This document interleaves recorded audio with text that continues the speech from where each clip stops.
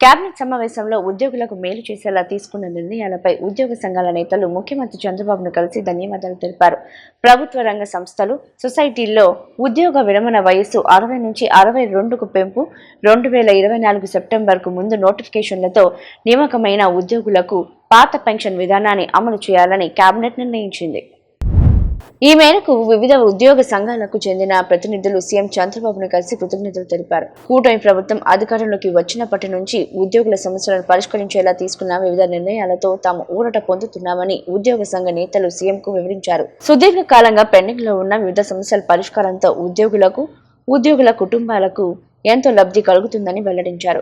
రాష్ట్రం ఆర్థికంగా ఇబ్బందుల్లో ఉన్నప్పటికీ ప్రభుత్వం ఉద్యోగుల సంక్షేమం కోసం తీసుకున్న నిర్ణయాలను ఎప్పటికీ మరువలేమన్నారు. రాష్ట్ర ప్రయోజనాల కోసం, ప్రజల కోసం ఉద్యోగులు పనిచేయాలని సీఎం ఉద్యోగ సంఘాల నేతలకు సూచించారు. ఉద్యోగ సంఘాలన్నీ కలిసికట్టుగా రాష్ట్ర అభివృద్ధికి కృషి చేయాలని ముఖ్యమంత్రి చెప్పారు.